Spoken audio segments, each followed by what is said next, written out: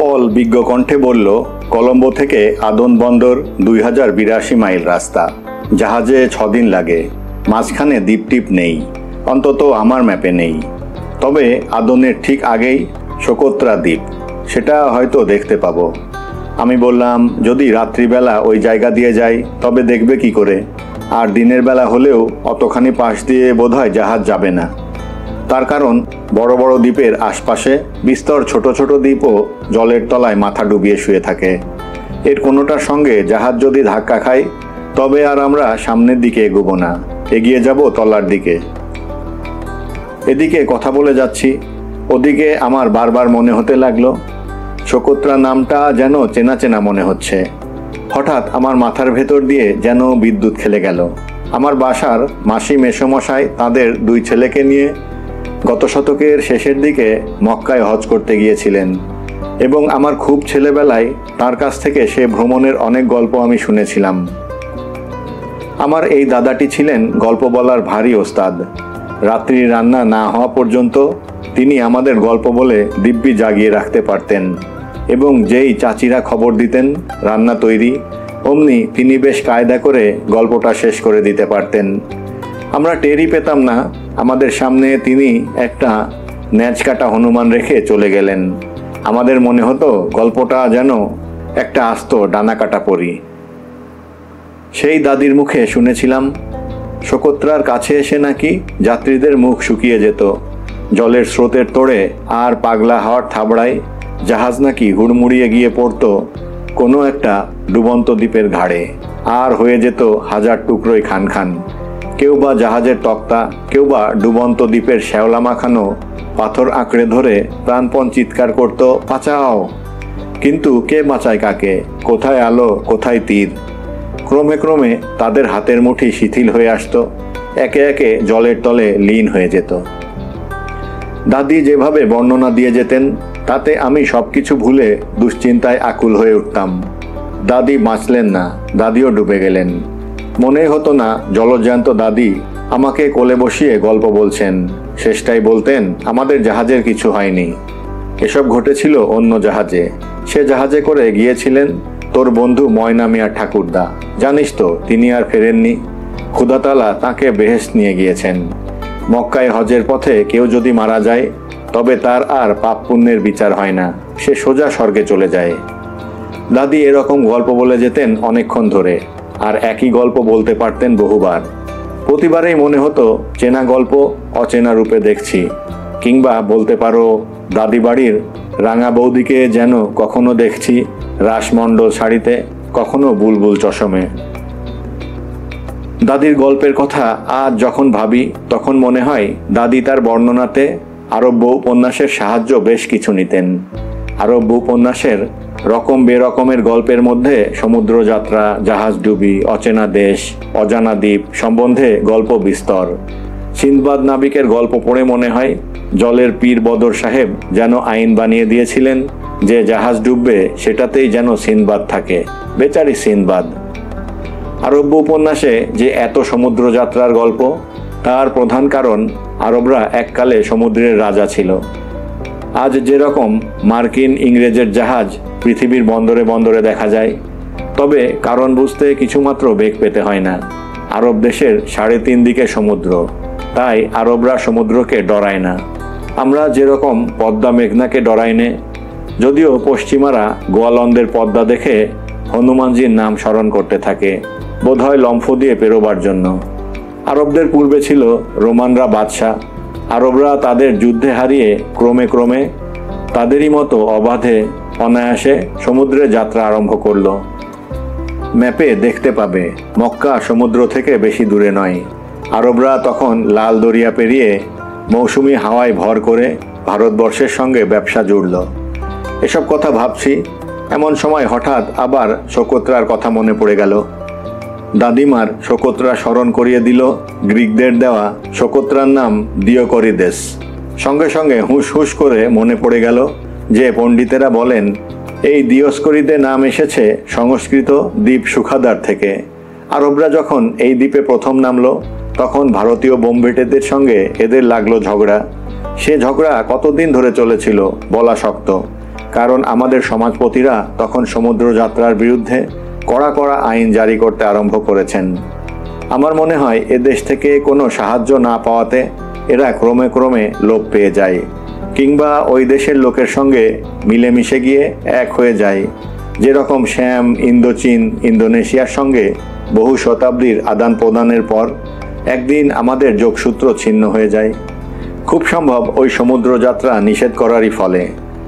ভারতীয়রা কিন্তু সোকোত্রায় তাদের একটি চিহ্ন রেখে গিয়েছে, সোকোত্রার গাই গরু যাতে সিন্ধু দেশের।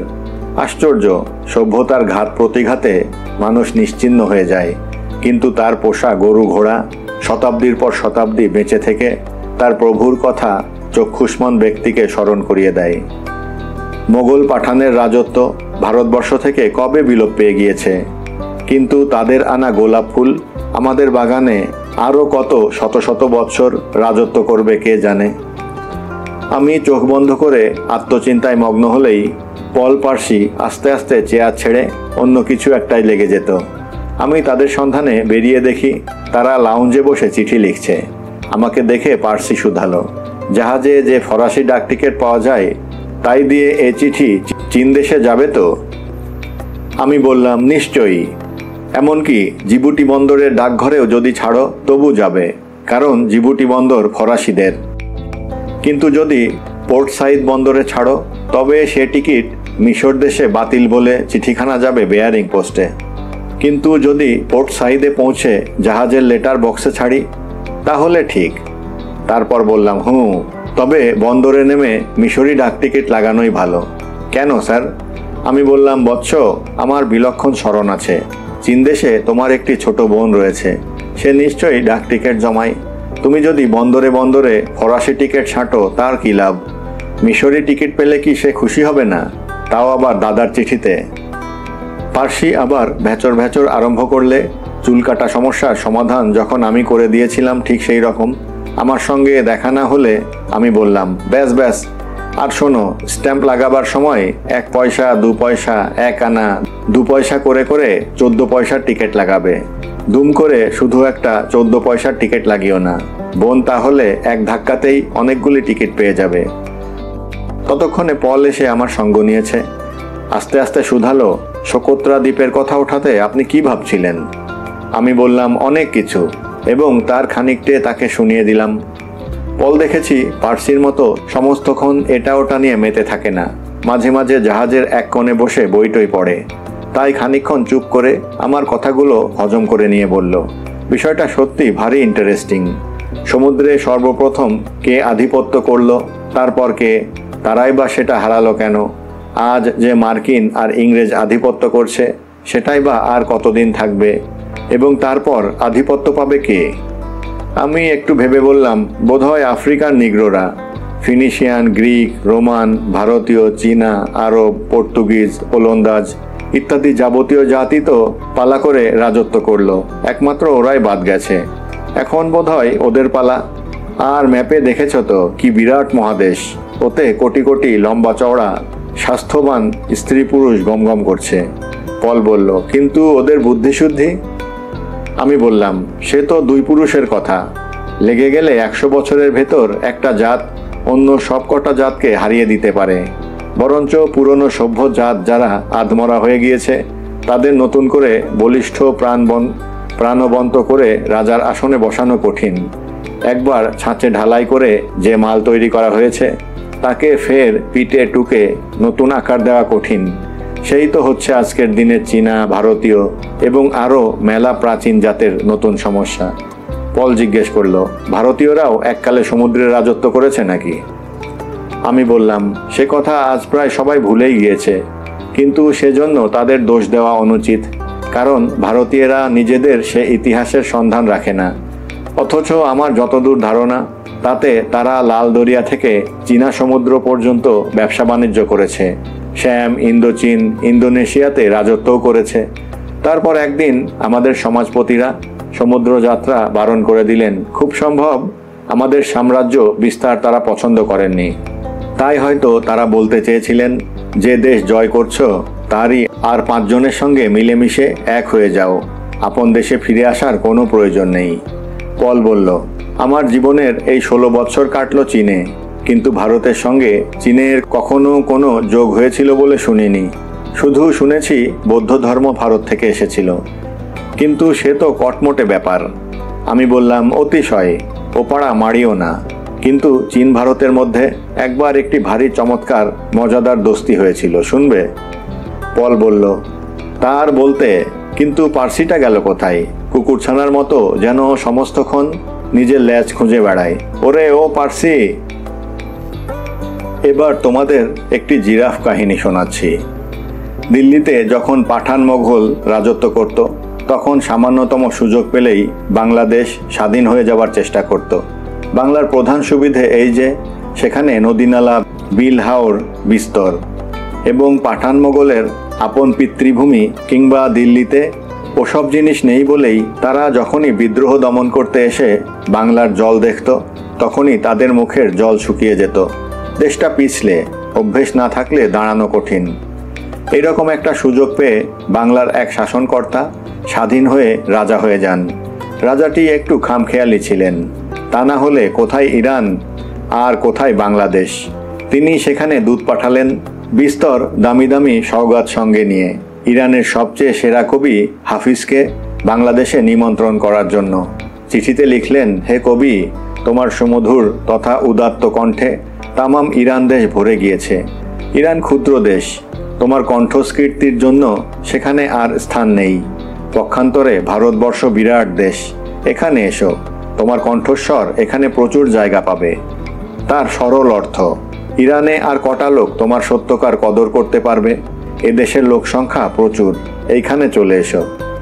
হাফিজের তখন বয়স হয়েছে, তার বুড়ো হাড় কখানা তখন আর দীর্ঘ ভ্রমণ আর দীর্ঘতর প্রবাসের জন্য দেশ ছাড়তে নারাজ। তাই কবি একটি সুন্দর কবিতা লিখে না আসতে পারার জন্য বিস্তর দুঃখ প্রকাশ করলেন। বাংলাদেশের সরকারি দলিল দস্তাবেজে এ ঘটনার কোনো উল্লেখ নেই। এর ইতিহাস পাওয়া গিয়েছে ইরানের খাতাপত্র থেকে। তার পরের রাজার দৃষ্টি গেল সেই সুদূর চীন দেশের দিকে। কিন্তু চীন সম্রাটকে তো আর বাংলাদেশে নিমন্ত্রণ করা যায় না। কাজেই রাষ্ট্রদূতকে বহু উত্তম উপঢৌকন দিয়ে চীনের সম্রাটকে বাংলার রাজার আনন্দ অভিবাদন জানালেন। চীন সম্রাট সুদূর বাংলাদেশের রাজার সৌজন্যদ্রতার পরিচয় পেয়ে পরম আপ্যায়িত হলেন। চীন বিত্তশালী দেশ, প্রতিদানে পাঠালেন আরও বেশি মূল্যবান উপঢৌকন। সে রাজা কিন্তু ততদিনে রাজার দেশে চলে গিয়েছেন। বাংলার রাজা তখন ভাবলেন, চীনের সম্রাটকে আমি কি দিতে পারি যা তার নেই? রাজদূতকে মনের কথা খুলে তার উপদেশ চাইলেন। রাজদূতটি ছিলেন অতিশয় বিচক্ষণ লোক। তিনি যখন চীনে ছিলেন তখন চীন দেশের আচার ব্যবহার, বিশ্বাস অবিশ্বাস পুঙ্খানুপুঙ্খ রূপে অনুসন্ধান করেছিলেন। বললেন, চীনের বহু লোকের বিশ্বাস গাছের চেয়ে উঁচু মাথাওয়ালা যে এক পয়মন্ত প্রাণী আছে, সে যদি কখনো চীন দেশে আসে তবে সে দেশের শস্য তারই মাথার মতো উঁচু হবে। রাজা শুধালেন, কি সে প্রাণী? রাজদূত বললেন, জিরাফ, আফ্রিকাতে পাওয়া যায়। রাজা বললেন, আনাও আফ্রিকা থেকে। যেন চারটিখানি কথা, কোথায় বাংলাদেশ আর কোথায় আফ্রিকা। আজ যে এই বিরাট বিরাট কলের জাহাজ দুনিয়ার সর্বত্র আনাগোনা করে, তারই একটাতে জিরাফ পোড়া কি অত সহজ? তখনকার দিনের পালের জাহাজে আফ্রিকা থেকে বাংলাদেশ, সেখান থেকে আবার চীন, ক মাস কিংবা ক বছর লাগবে কে জানে। ততদিন তার জন্য ওই অকুল দরিয়ায় ঘাস পাতা পাবে কোথায়? দেখতে পাচ্ছি এই কলের জাহাজেই আমাদের শাকসবজি স্যালাড খেতে দেয় অল্প, তার অন্যান্য তদারকি কি সহজ? তখনকার দিনে আরব কারবারিরা আফ্রিকা, সোকোত্রা, সিংহল হয়ে বাংলাদেশে ব্যবসা করতে যেত। রাজা হুকুম দিলেন, জিরাফ নিয়ে এসো। জিরাফ এলো। কি খেয়ে এলো, কতদিনে এলো, কিছুই বলতে পারবো না। রাজা জিরাফ দেখে ভারী খুশি। হুকুম দিলেন, চীন সম্রাটকে ভেট দিয়ে এসো।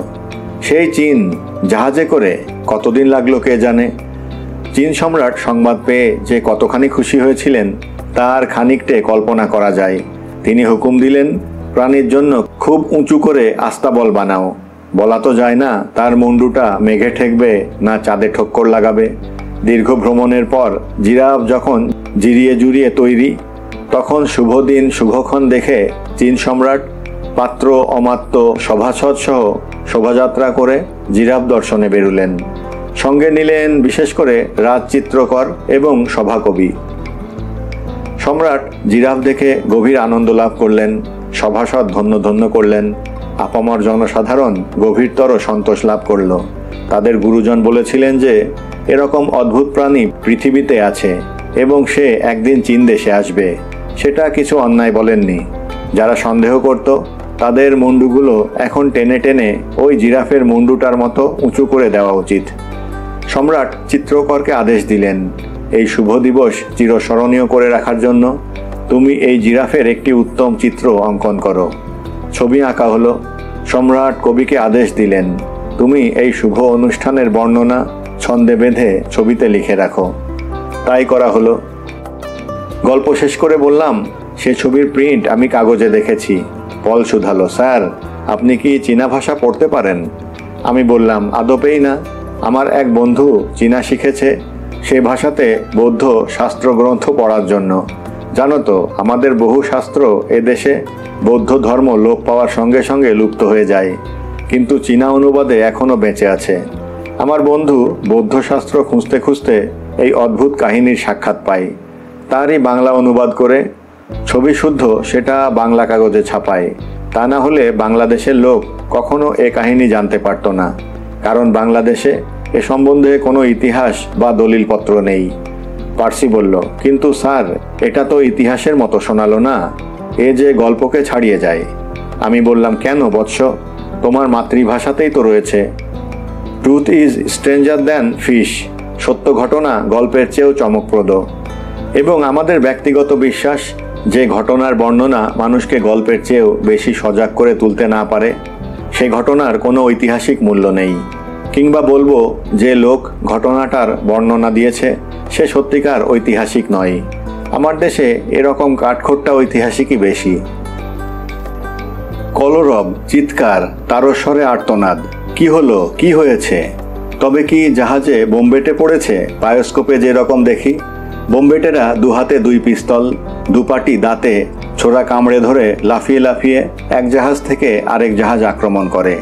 তারপর হঠাৎ কানের পর্দা ফাটিয়ে এক ভয়ঙ্কর প্রলয়ঙ্কর বিস্ফোরণ, বারুদ গুদামে আগুন লেগে সেটা ফেটে গিয়েছে। তারই আগুন জাহাজের দড়াদড়ি পাল মাস্তুলে লেগে গিয়ে সমস্ত জাহাজ দাউ দাউ করে জ্বলে উঠেছে। না, স্বপ্ন। বাঁচলাম। সর্বাঙ্গ ঘামে ভিজে গিয়েছে। চোখ মেলতে দেখি কেবিনের সবকটা আলো জ্বলছে। তার সামনে দাঁড়িয়ে পল আর পার্সি। পল দাঁড়িয়ে আছে সত্যি, কিন্তু পার্সিটা জুলু না হটেনটট কি যেন এক বিকট আফ্রিকান নৃত্য জুড়েছে। আফ্রিকানই হবে, কারণ ওই মহাদেশেরই গা ঘেঁষে তো এখন আমরা যাচ্ছি। তা আফ্রিকার হটেনটটীয় মার্তণ্ডতাত্ত্ব নৃত্যই হোক আর ইউরোপীয় মাসুকা কিংবা ল্যাম্বেথ ওকিই হোক, আমি অবশ্য এ দুটোর মধ্যে কোনো পার্থক্যই দেখতে পাইনি। সঙ্গীতে তো আদৌ না। পার্সি এ সময়ে আমার কেবিনে এসে বি নোটিশে নাচ জুড়বে কেন? না, নাচ নয়, বেচারি উত্তেজনায় তিড়িং বিড়িং করছে আর যে কাতর রোদন জানাচ্ছে সেটার সামারি করলে দাঁড়ায়, হায় হায় সব কিছু সাড়ে সর্বনাশ হয়ে গেল স্যার। আপনি এখনও অকাতরে নাক ডাকাচ্ছেন। আমার জীবন বিফল হলো, পলের জীবনও বৃথায় গেল। জাহাজ রাতারাতি ডুব সাঁতার কেটে জিবুটি বন্দরে পৌঁছে গিয়েছে। সবাই জামা কাপড় পরে ব্রেকফাস্ট খেয়ে পারে নামবার জন্য তৈরি, আর আপনি হায় হায়। আমি চোখ বন্ধ করলাম দেখে পার্সি এবার ডুকরে কেঁদে উঠল। আমি শান্ত কণ্ঠে শুধালাম, জাহাজটি যদি জিবুটি পৌঁছে গিয়ে থাকে তবে এখনও ইঞ্জিনের শব্দ শুনতে পাচ্ছি কেন?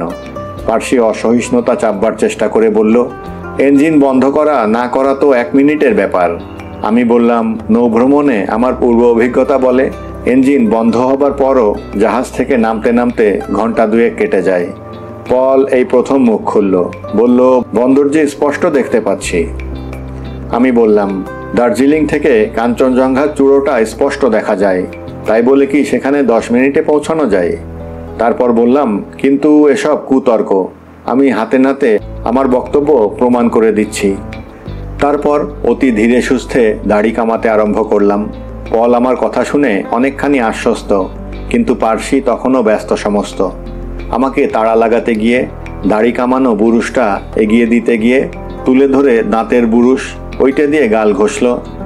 মুখ পোড়া হনুমান হতে কতক্ষণ টাই ভেবে সামনে ধরে ড্রেসিং গাউনের কোমর বন্ধটা, তারপর চা রুটি মাখন আন্ডাতে অপূর্ব এক ঘ্যাঁট বানিয়ে আমার সামনে ধরে চতুর্দিকে ঘুরপাক খেতে লাগলো।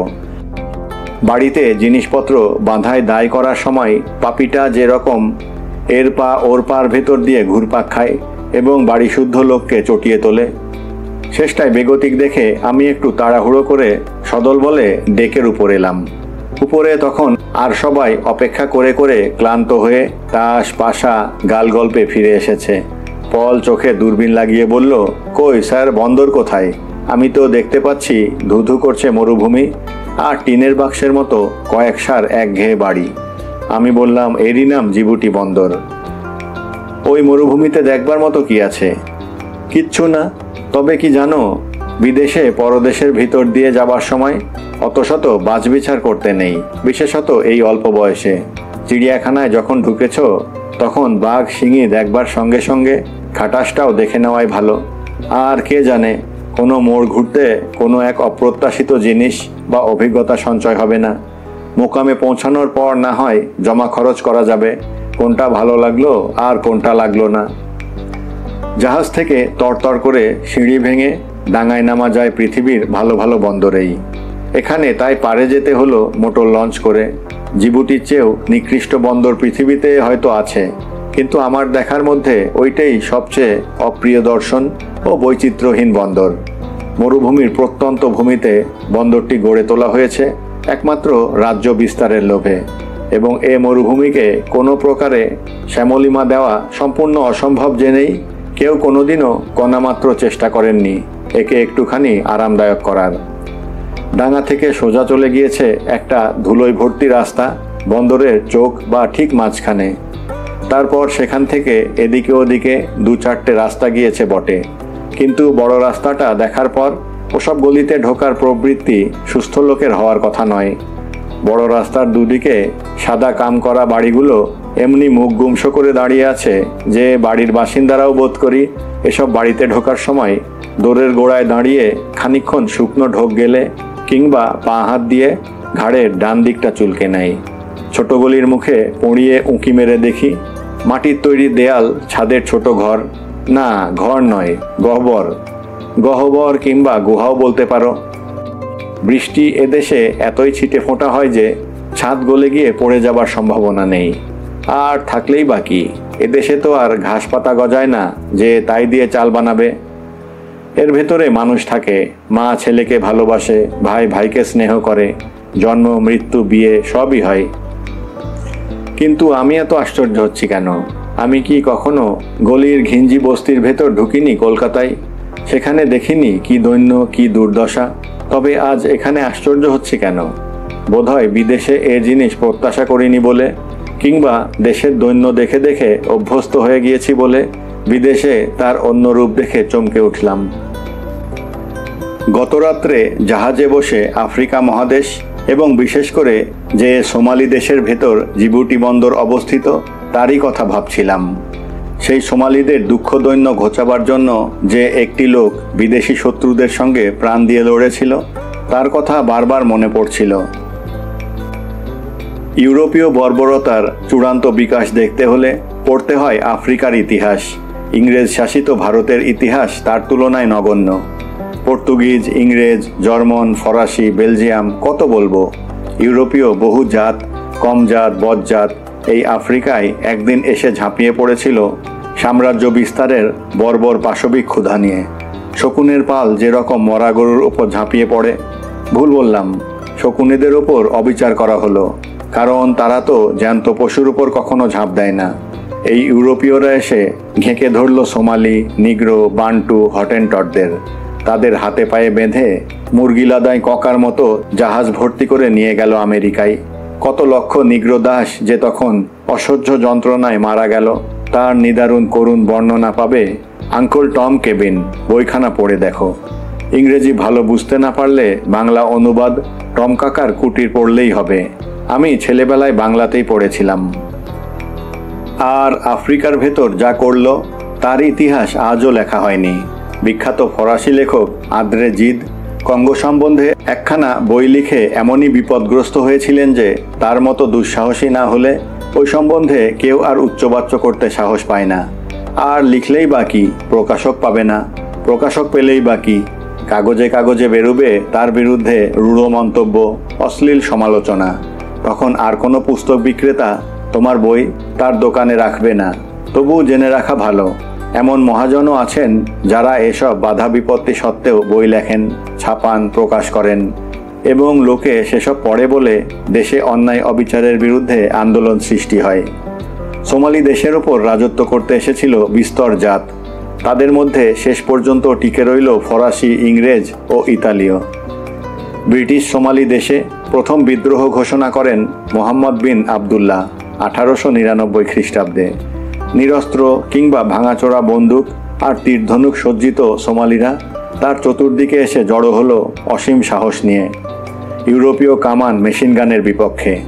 এদিকে ইতালীয় এবং ব্রিটিশে সোমালি দেশের ভাগবাটোয়ারা নিয়ে মারামারি। ওদিকে কিন্তু দুই দলই এক হয়ে গেলেন মোল্লা মুহাম্মদের স্বাধীনতা প্রচেষ্টাকে সমূলে উৎপাটিত করার জন্য। দুই পক্ষেরই বিস্তর হারজিত হলো, কিন্তু শেষ পর্যন্ত মোল্লাই ইউরোপীয়দের খেদিয়ে খেদিয়ে লাল দরিয়ার পার পর্যন্ত পৌঁছিয়ে দিলেন। ইংরেজ তখন সোমালিদের ওপর রাজত্ব করার আশা ছেড়ে দিয়ে সমুদ্র পাড়ে দুর্গ বানিয়ে তারই ভেতর বসে রইল লাল দরিয়ার বন্দরগুলো বাঁচিয়ে রাখবার জন্য। সারা সোমালি দেশে জয়ধ্বনি জেগে গেল, সোমালি স্বাধীন। তখন ইংরেজ তাকে নাম দিল ম্যাড মোল্লা, অর্থাৎ পাগল মোল্লা। আমাদের গান্ধীকে যেরকম একদিন নাম দিয়েছেন নেকেড ফকির অথবা উলঙ্গ ফকির। হেরে যাওয়ার পর মুখ ভ্যাংচানো ছাড়া করবারই বাকি থাকে বলো। কিন্তু হাই, খুব বেশি বৎসর গেল না। 1914 থেকে 1918 এর প্রথম বিশ্বযুদ্ধে ইউরোপীয়রা অ্যারোপ্লেন থেকে বোমা মেরে মানুষকে কাবু করার কৌশল শিখে গিয়েছে। তাই দিয়ে যখন আবার তারা হানা দিল, তখন মোল্লাকে সে সময়কার মতো পরাজয় স্বীকার করে আশ্রয় গ্রহণ করতে হলো ভিন দেশে। মোল্লা সেই অনাদৃত অবহেলায় আবার সাধনা করতে লাগলেন স্বাধীনতা জয়ের নতুন সন্ধানে। কিন্তু হাই, দীর্ঘ 22 বৎসরের কঠিন যুদ্ধ, নিদারুণ ক্রিসাধনে তাঁর স্বাস্থ্য তখন ভেঙে গিয়েছে। শেষ পরাজয়ের 1 বৎসর পর যে ভগবানের নাম স্মরণ করে 22 বৎসরের পূর্বে তিনি স্বাধীনতা সংগ্রামে নেমেছিলেন, তারই নাম স্মরণ করে সেই লোক চলে গেলেন যেখানে খুব সম্ভব সাদা কালোর দ্বন্দ্ব নেই। এই যে জিবুতি বন্দরে বসে বসে চোখের সামনে তাগড়া লম্বা জোয়ান সোমালিদের দেখছি, তারাও নাকি তখন চিৎকার করে কেঁদে উঠেছে। বীরের কাহিনী থেকে আমরা উৎসাহ সঞ্চয় করব, তা না হলে আমি এ দুঃখের কাহিনী তুললাম কেন? তার কারণ বুঝিয়ে বলার পূর্বে একটি কথা আমি বেশ জোর দিয়ে বলতে চাই। ফরাসিরা বড় খারাপ, ইংরেজ চোরের জাত, এরকম কথার কোনো অর্থ হয় না। ভারতবর্ষে বিস্তর পকেটমার আছে, তাই বলে কেউ যদি গাল দেয় ভারতবাসীরা পকেটমার, তাহলে অধর্মের কথা হয়। ইংরেজ জাত অত্যাচারী, এ কথা বলার কোনো অর্থ হয় না। তাই যখন অধর্ম অরাজকতা দেখি, তখন সংযম বর্জন করে তদণ্ডেই অস্ত্র ধারণ করা অনুচিত। বহুজাত বহুবার করে দেখেছে, কোনো ফল হয়নি। হিংসা আর রক্তপাত শুধু বেড়েই গিয়েছে। তাই মহাত্মাজি অহিংসার বাণী প্রচার করেছেন।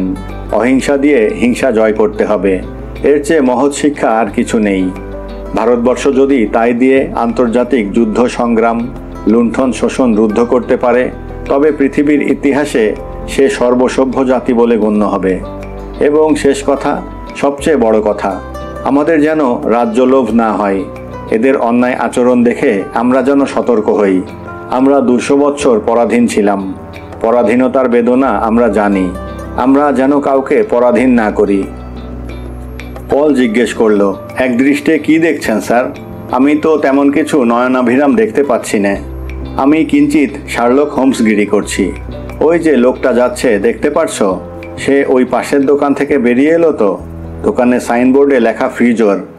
তাই লোকটার ঘাড়ের দিকটা দেখে অনুমান করেছিলাম জিবুটি বন্দরের নাপিতদের কোন পর্যায়ে ফেলি। পার্সি বলল, হ্যাঁ, আপনার ঠিক মনে আছে। আমি তো চুল কাটাবার কথা বেবাক ভুলে গিয়েছিলাম। চলুন ঢুকে পড়ি। আমি বললাম, তা পারো, তবে কিনা মনে হচ্ছে এদেশে কোদাল দিয়ে চুল কাটে। পার্সি বলল, কোদাল দিয়েই কাটুক আর কাস্তে দিয়েই কামাক, আমার তো গত্যন্তর নেই। নাপিত ভায়া ফরাসি ভিন্ন অন্য কোনো ভাষা জানেন না। আমি তাকে মোটামুটি বুঝিয়ে দিলাম পার্সির প্রয়োজনটা কি, কিন্তু দোকানটা এতই ছোট যে পল আর আমি সেখানে বসবার জায়গা পেলাম না, বারান্দাও নেই। পার্সিকে বললাম তার চুল কাটা শেষ হলেই সে যেন বন্দরের চৌমাথার ক্যাফেতে এসে আমাদের সঙ্গে যোগ দেয়। চৌমাথায় একটি মাত্র ক্যাফে, সবকটা দরজা খোলা বলে স্পষ্টই দেখতে পেলাম খদ্দের গিজগিজ করছে, কিন্তু এতটুকু হাতের তেলো পরিমাণ বন্দর, এখানে মেলার গরুর হাট বসলো কি করে? ভেতরে গিয়ে দেখি এ কি, এ যে আমাদের জাহাজেরই ডাইনিং রুম। খদ্দেরের সব কজনই আমাদের অতিশয় সুপরিচিত সহযাত্রীর দল।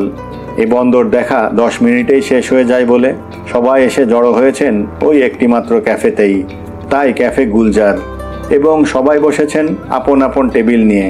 অর্থাৎ জাহাজের ডাইনিং রুমে যে 4 জন কিংবা 6 জন বসেন এক টেবিল নিয়ে, ঠিক সেরকম এখানেও বসেছেন আপন আপন গোষ্ঠী নিয়ে।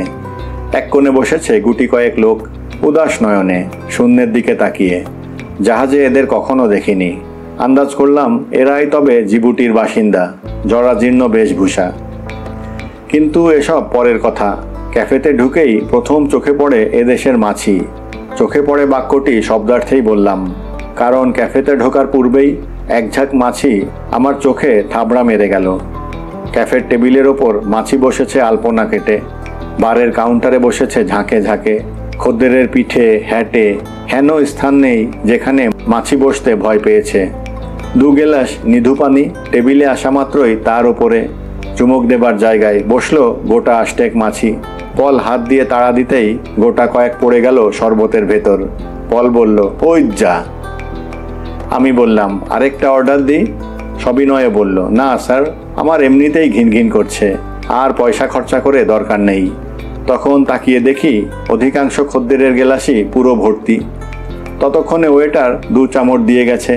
আমরাও চামচ 2টি হাতে নিয়ে অন্য সব খদ্দেরের সঙ্গে কোরাসে মাছি তাড়াতে শুরু করলাম। সে এক অপরূপ দৃশ্য। জন 50 খদ্দের যেন এক অদৃশ্য রাজাধিরাজের চতুর্দিকে জীবন মরণ পণ করে চামড় দোলাচ্ছে। ডাইনে চামড়, বায়ে চামড়, মাথার উপর চামড়, টেবিলের তলায় চামড়। আর তারই তাড়ায় মাছিগুলো যুদ্ধভ্রষ্ট কিংবা ছন্ন ছাড়া হয়ে কখনো ঢোকে পলের নাকে, কখনো ঢোকে আমার মুখে। কথাবার্তা পর্যন্ত প্রায় বন্ধ, শুধু চামড়ের সাঁই সাঁই আর মাছির ভন ভন। রুশ জর্মনে লড়াই। মাত্র সেই 4টি খাস জিবুটি বাসিন্দে নিশ্চল নীরব। অনুমান করলাম মাছি তাদের গা সওয়া হয়ে গিয়েছে, এবং মাছিদের সঙ্গে লড়নেওয়ালা জাহাজ যাত্রীর দলও তাদের গা সওয়া। এরকম লড়াইও তারা নিত্যি নিত্যি দেখে। তখন লক্ষ্য করলাম তাদের শরবত পানের প্রক্রিয়াটা। তারা চামড় তো দোলাই না, হাত দিয়েও গেলাসের মুখ থেকে মাছি খেদায় না। গেলাস মুখে দেবার পূর্বে সেটাতে একটু মোলায়েম ঠোনা দেয়। সঙ্গে সঙ্গে মাছিগুলো ইঞ্চি 3 ওপরে ওঠা মাত্রই গেলাসটি টুক করে টেনে এনে চুমুক লাগায়। ঘিনপিত এদের নেই। পলও লক্ষ্য করে আমাকে কানে কানে শুধালো, এ লক্ষ্মী ছাড়া জায়গায় এসব লোক থাকে কেন? আমি বললাম, সে বড় দীর্ঘ কাহিনী। অর্থাৎ এদের প্রত্যেককে যদি জিজ্ঞাসা করো তবে শুনবে প্রত্যেকের জীবনের দীর্ঘ ও বৈচিত্র্যময় কাহিনী। এ সংসারের সর্বত্রই একরকম লোক আছে যারা রাতারাতি লক্ষপতি হতে চায়। ক্ষেত খামার, ব্যবসা বাণিজ্য, চাকরি মকরি, কোনো কাজেই ওদের মন যায় না। অত খাটে কে, অত লড়ে কে, এই তাদের ভাবখানা। সিনেমায় নিশ্চয়ই দেখেছ, হঠাৎ খবর রটল আফ্রিকার কোথায় যেন সোনা পাওয়া গিয়েছে। সেখানে মাটির উপর নিচে সর্বত্র তাল তাল সোনা পড়ে আছে, আর অমনি চলল দলে দলে দুনিয়ার লোক সেই সোনা জোগাড় করে রাতারাতি বড়লোক হওয়ার জন্য। সিনেমা কত রংচঙেই না সে দৃশ্য দেখায়। অনাহারে তৃষ্ণায় পড়ে আছে, এখানে মরা সেখানে মরা। কোনো কোনো জায়গায় বাপ মা বেটা বেটি চলেছে এক ভাঙা গাড়িতে করে। ছেলেটার মুখ দিয়ে রক্ত উঠছে, মেয়েটা ভিড়মি গেছে। বাপ টিনের ক্যানাস্তারা হাতে করে ধুঁকতে ধুঁকতে জল খুঁজতে গিয়ে এ পাথরে টক্কর খেয়ে পড়ে যাচ্ছে, ও পাথরে ঠক্কর খেয়ে জখম হচ্ছে। মায়ের চোখে জলের কণা পর্যন্ত নেই, যেন অষাঢ় অবশ হয়ে গিয়েছে। এগিয়ে চলেছে, এগিয়ে চলেছে, এরা এগিয়ে চলেছে। এছাড়া উপায় নেই, থামলে অবশ্যম্ভাবী মৃত্যু। এগুলো বাঁচলে বাঁচতেও পারে। কজন পৌঁছয়, কজন সোনা পায়, তার ভিতর কজন জনসমাজে ফিরে এসে সে ধন ভোগ করতে পারে? তার কোনো সরকারি কিংবা বেসরকারি সেন্সাস কখনো হয় নাই। আর হলেই বাকি, যাদের এ ধরনের নেশা জন্মগত, তাদের ঠেকাবে কোন আদমশুমারি? কিংবা হয়তো এদেরই একজন লেগে গেল কোম্পানি বানিয়ে শেয়ার বিক্রি করে টাকা তুলতে। কেন? কোনো এক বোম্বেটে কাপ্তান কোনো এক অজানা দ্বীপে কোটি কোটি টাকার ধন নিয়ে উধাও হয়ে যায়। যে দ্বীপ খুঁজে বের করতে হবে, সেই ধন উদ্ধার করে রাতারাতি বড়লোক হতে হবে। সেই সমুদ্রে ওই দ্বীপটায় থাকার কথা, সেখানে যাত্রী জাহাজ বা মাল জাহাজ কিছুই যায় না। সে দ্বীপে নাকি খাবার জল পর্যন্ত নেই। ওই বোম্বেটে কাপ্তান নাকি জল তৃষ্ণায় মারা গিয়েছিল। আরও কত রকম উড়ো খবর। যে কোম্পানি খুলল সে বলে বেড়াচ্ছে তার কাছে ম্যাপ রয়েছে ওই দ্বীপে যাবার জন্য। সাধারণ লোক বলে, কই ম্যাপটা দেখি। লোকটা বলে, আবদার, তারপরে তুমি টাকাটা মেরে দাও আর কি। কিন্তু রাতারাতি বড়লোক হওয়ার দল অত শত শুধায় না। তারা কোম্পানির শেয়ারও কেনে না, পয়সা থাকলেও কেনে না। তারা গিয়ে কান্নাকাটি লাগায় লোকটার কাছে, খালাসি করে বাবুর্চি করে আমাদের নিয়ে চলো তোমার সঙ্গে। আমার মাইনে কিছু চাইনে। ক্যাপ্টেনও ওই রকম লোকই খুঁজছে, শক্ত তাগড়া জোয়ান, মরতে যারা ডরায় না। তারপর একদিন সে জাহাজ রওনা হলো, কিন্তু আর ফিরে এলো না। কিংবা ফিরে এলো কয়েকজন লোক। কিছুই পাওয়া যায়নি বলে এরা তাকে খুন করেছে। তখন লাগে পুলিশ তাদের পেছনে, মোকদ্দমা হয়, আরও কত কি। পল কাফের সেই 4টি জিবুতিবাসীর দিকে তাকিয়ে ফিসফিস করে আমাকে শুধালো, এরা সব ওই ধরনের লোক? আমি বললাম, না, তবে ওদের বংশধর। বংশধর অর্থে ওদের ছেলে নাতি নয়, কারণ ও ধরনের লোক বিয়ে থা বড় একটা করে না। বংশধর বলছি, এরা ওই দলেরই লোক যারা রাতারাতি বড় লোক হতে চায়। কিন্তু আজকের দিনে তো আর শোনা পাওয়ার গুজব ভালো করে রটতে পারে না। তার আগেই খবরের কাগজগুলো প্লেন ভাড়া করে সব কিছু তদারক করে জানিয়ে দেয় সমস্তটা ধাপ্পা। কিংবা জাহাজ ভাড়া করার কথাও ওঠে না, প্লেনে করে ঝটপট সব কিছু সারা যায়। হেলিকপ্টার হওয়াতে আরও সুবিধে হয়েছে। একেবারে মাটির গা ছুঁয়ে ভালো করে সব কিছুই তদারক করা যায়। তাই এরা সব করে আফিং চালান, কিংবা মনে করো কোনো দেশে বিদ্রোহ হয়েছে, বিদ্রোহীদের কাছে বেআইনিভাবে বন্দুক, মেশিন গান ইত্যাদি বিক্রি। যখন কিছুতেই কিছু হয় না, কিংবা সামান্য যে টাকা করেছিল তা খুঁকে দিয়েছে, ওদিকে বয়সও হয়ে গিয়েছে, গায়ে জোর নেই, তখন তারা জিবুটির মতো লক্ষ্মী ছাড়া বন্দরে এসে 2 পয়সা কামাবার চেষ্টা করে আর নতুন নতুন অসম্ভব অ্যাডভেঞ্চারের স্বপ্ন দেখে। জিবুতির মতো অসহ্য গরম আর মারাত্মক রোগ ব্যাধির ভেতরে কোন সুস্থ মস্তিষ্ক লোক কাজের সন্ধানে আসবে? কিন্তু এদের আছে কষ্ট সহ্য করার অসাধারণ ক্ষমতা। তাই এদের জন্য এখানে কিছু একটা জুটে যায়। এই যেমন মনে করো, এখান থেকে যে রেল লাইন শুরু হয়ে আবিসিনিয়ার রাজধানী আদ্দিস আবাবা অবধি গিয়েছে, প্রায় 500 মাইলের ধাক্কা। সে লাইনে তো নানা রকমের কাজ আছেই, তার ওপর ওরই মারফতে ব্যবসা বাণিজ্য যা হবার তাও হয়। ওইসব করে আর একে অন্যকে আপন আপন যৌবনের দুদেমির গল্প বলে। পাছে পল ভুল বোঝে তাই তাড়াতাড়ি বললাম, কিন্তু এই 4টি লোক বসে আছে, ঠিক এরাই যে এ ধরনের অ্যাডভেঞ্চারার সে কথা আমার উদ্দেশ্য নয়, তবে হওয়ার সম্ভাবনা আছে, ওইটুকু যা কথা। ইতিমধ্যে মুখে একটা মাছি ঢুকে যাওয়াতে বিষম খেয়ে কাশতে আরম্ভ করলাম। শান্ত হলে পরে পল শুধালো, এদের কথা শুনে এদের প্রতি করুণা হওয়া উচিত না অন্য কোনো প্রতিক্রিয়া হওয়া উচিত ঠিক বুঝে উঠতে পারছি না। আমি অনেকক্ষণ ভেবে নিয়ে বললাম, আমার কি মনে হয় জানো, কেউ যখন করুণার সন্ধান করে তখনই প্রশ্ন জাগে এ লোকটা করুণার পাত্র কিনা। কিন্তু এরা তো কারো তোয়াক্কা করে না। জীবনের শেষ দিন পর্যন্ত এরা আশা রাখে, স্বপ্ন দেখে, রাস্তার মোড় ঘুরতেই, নদীর বাঁক নিতেই সামনে পাবে পরিস্থান, যেখানে গাছের পাতার উপর ফল সোনার, যেখানে শিশিরের ফোঁটাতে হাত দিলেই তারা হীরের দানা হয়ে যায়। সেখানে আর একটুখানি কবিত্ব করার বাসনা হয়েছিল, কিন্তু ইতিমধ্যে পার্সি মাছি তাড়াতে তাড়াতে এসে উপস্থিত। চেয়ারে বসে টেবিলের ওপর রাখলো ও দা কলনের এক ঢাউস বোতল, মুখে হাসি। দুনিয়ার সবচাইতে ডাক সাইটে ও দা কলন, খাস কলন শহরের তৈরি কলনের জল। পার্সি বলল, দাও মেরেছি স্যার, বলুন তো এর দাম বোম্বাই কিংবা লন্ডনে কত? আমি বললাম, শিলিং 12-14 হবে। লঙ্কা জয় এবং সীতাকে উদ্ধার করেও বোধ হয় রামচন্দ্রজি এতখানি পরিতৃপ্তির হাসি হাসেননি। তবু হনুমান কি করেছিলেন তার খানিকটাই আভাস পেলাম পার্সির বুক চাপড়ানো দেখে। 3 শিলিং স্যার, 3 শিলিং, সবেমাত্র কুললে 3 shilling, not a penny more, not even a red farthing more. এমন সময় দেখি ক্যাফের আরেক কোণ থেকে